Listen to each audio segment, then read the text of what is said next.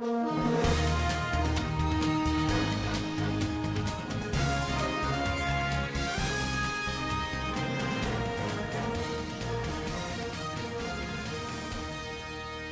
welcome to the Metals Daily News brought to you by Metals Update, the driving force behind your business. I'm Kopal Chima from the Mumbai office on 1st June 2017.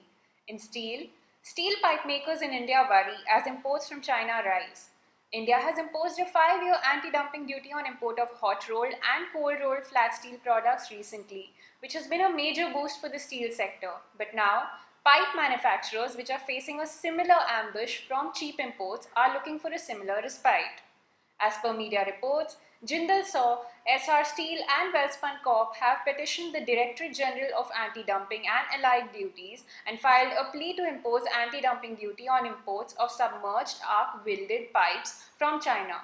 They claim Indian industry has lost several tenders of 135,000 tons to Chinese suppliers. In the same reports, Indian Pipe Manufacturers Association stated that the domestic pipe industry is facing severe underutilization of capacity due to lack of orders from the domestic industry. India has a total of 6 million tons of pipe making capacity, but the current capacity utilization has fallen below 35%, which is making it difficult for the companies to stay afloat. The difference in price between Chinese and domestic supplies is about 20%. An aggravator to the problem for pipe manufacturers is that India was exporting close to 50% of its production to US, Iran, Mexico, Saudi Arabia, Bolivia, etc. But most of these countries have raised trade barriers to contain imports and to encourage their domestic industry, thus impacting exports from India. Stainless Steel Traders Association have asked for placement of utensils and cutlery under the same tax bracket within GST. The new GST scheme, set for a July 1 rollout, currently places the two products under different categories with varying tax slabs of 12% for utensils and 18% for cutlery. The association, while highlighting the problem, stated that both products are sourced from the same raw material, a flat sheet or coil, and share the same excise and custom duty rates as well. They also said that despite utensils and cutlery being similar and supplementary throughout the entire manufacturing process, as well as in their usage, have been kept under different tax slabs. The distinction may not only affect the end consumer but also create administrative evils. The Lahore High Court today dismissed numerous petitions filed by commercial importers against the anti-dumping duty on different steel products. The outcome will support domestic manufacturers of cold rolled coils.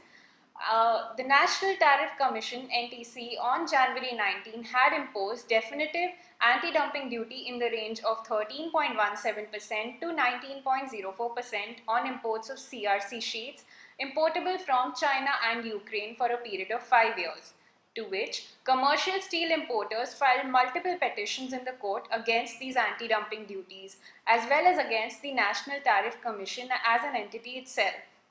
But the court has dismissed the petitions, and as a result, the anti-dumping duty would be effective from 19 January 2017 retrospectively, and those importers who were granted relief will be asked to pay outstanding dues.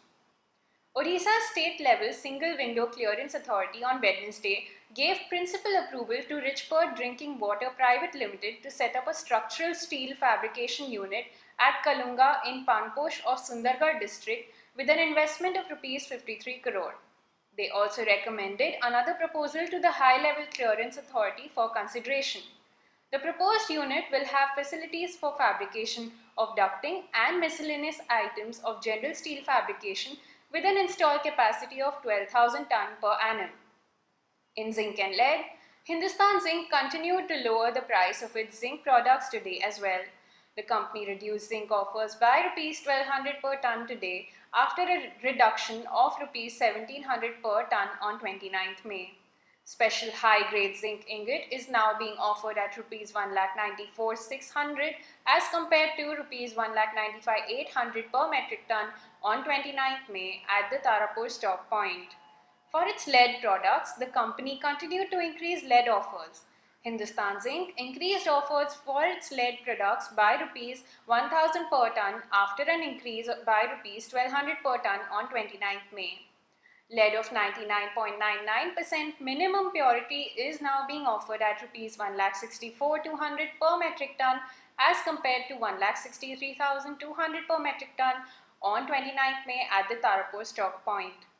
In domestic offers, Metals Update assessed offers of MS scrap from Mandi Gobindgarh market at Rs 21,000 per ton, while fresh scrap is being offered at Rs 23,500 per ton.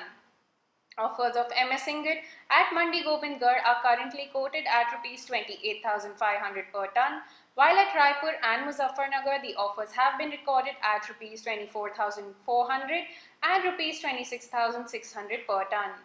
In international offers, aluminium ingot offers at Shanghai port on FOB basis for Thursday have been reported at $2,016 per metric ton. It witnessed a 0.05% change from Wednesday's offer, which stood at $2,015 per metric ton. Aluminium foil offers on the same basis have been reported at $2,472 per metric ton at Shanghai port. It observed a change of 0.04% as compared to Wednesday's offer, which stood at $2,471 per metric ton. Thank you for listening. Join me again tomorrow for latest updates from the metals market. Visit metalsupdate.com for more information and do not forget to subscribe to our YouTube channel. Have a great day ahead.